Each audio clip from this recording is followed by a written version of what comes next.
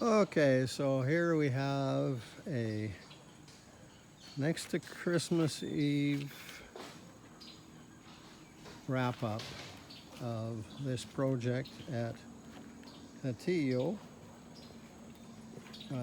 We've been in the process for the last few months building this house, and well, a hell of a pool structure, because to get out here and have the view of the ocean from a story higher than this. But first of all, we had to get over the challenges of building into the side of a mountain where they pushed fill over the edge. Everything you see here below me here was all fill. So that had to be removed, and we had to sink our claws into the mountainside. So now we're just, we've done 3 pours so far. This is about to be the 4th when we come back in the new year. Is just forming up now the platform that becomes the roof of the office and the floor of the poolside terrace. So all structural concrete there, being that, of course, anybody who's been following me knows that I do not build anything out of that bloody block. Anyways, so I'm going to go upstairs here. So this is going to be the office. So it's a full patio door going across. This is the machine room over here. Basically, from here, all of this is the office. And all of our electrical comes in here, as well as the camera system that's already set up to secure the work area.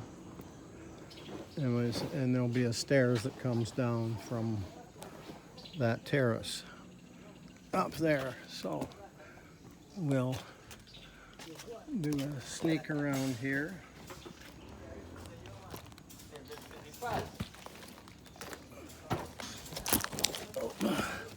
They're not very good photography work, but anyways. Now here, this was all the fill that we had removed, and now we're building it up. This is being, everything underneath this had to be compacted.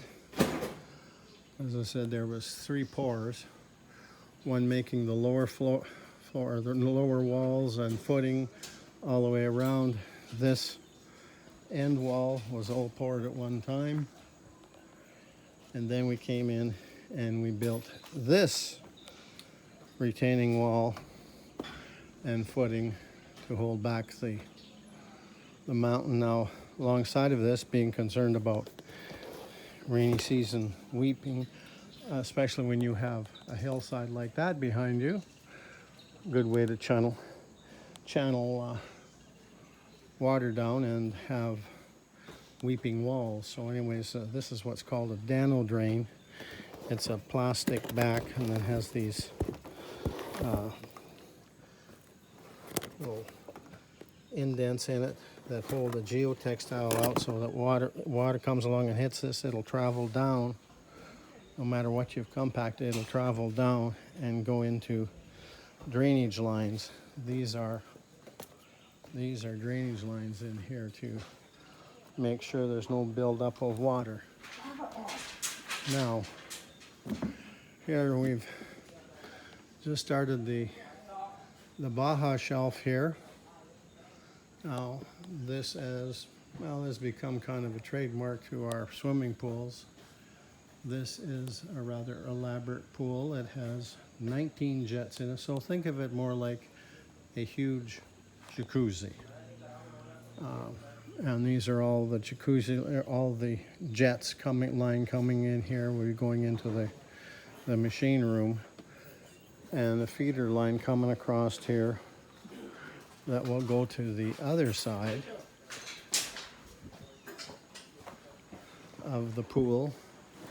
This corner will be dedicated to a waterfall and the control of 9 of those 19 jets that are in that pool. You can see these are the other lines here.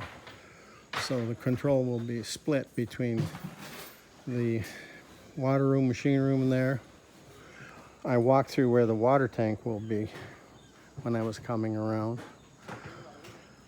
And so from there, we bring up water from the creek down below here. The community water service is out of down there, pumps it up here into a holding tank that now will be distributing the rest of the house. Anyway, so this is going to be the platform. Okay, so there's going to be a waterfall and a rock decoration here on that, and then a full walk around all of the pool, and the house will start basically here.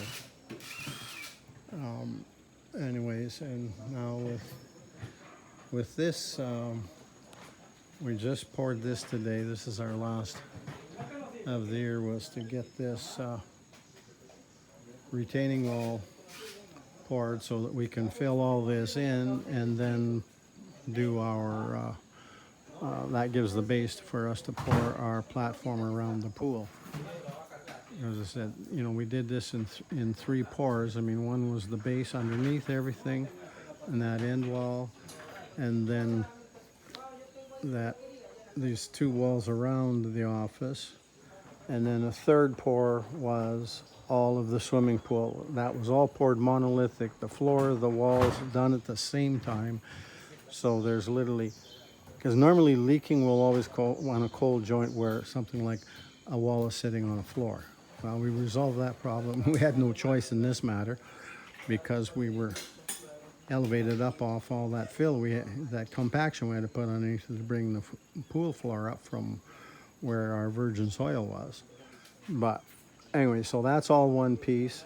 Just like when we did this retaining wall today, for those who have some familiarity with it. Okay, we have pilings going down here 6 feet down below, and so this was poured all one time. Pilings, the crown beam, and the wall was all done at one time, so there's not any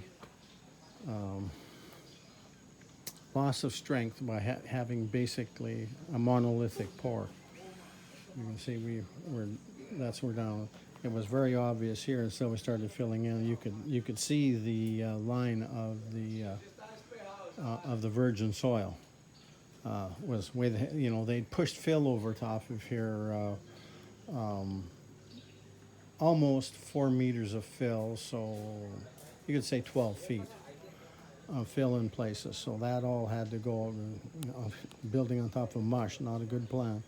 And this was done 16 years ago, so and I can assure you that nothing had compacted in that 16 years. Whereas now we're filling back in with the gravel and compacting the shit out of everything as we build that up. This is a mix of gravel and clay, and then compacted like crazy. Anyways, and this will all be a structural floor. And this will be, basically a garden area, because, the road is coming up here. So this will wrap around and basically taper down so that all this gets filled in, so that the garden area on this side is the same height as the floor level of the house. So anyways, that sort of gives a pretty good handle of where we're at today, and how this house is progressing. I mean, the tough stuff is done now. I mean, this has been, a major effort, to get. It's kind of, it is slow, tedious going when you're doing multi-phase monolithic concrete pour. But anyways, and we don't, as you can see here, we don't have a lot of space.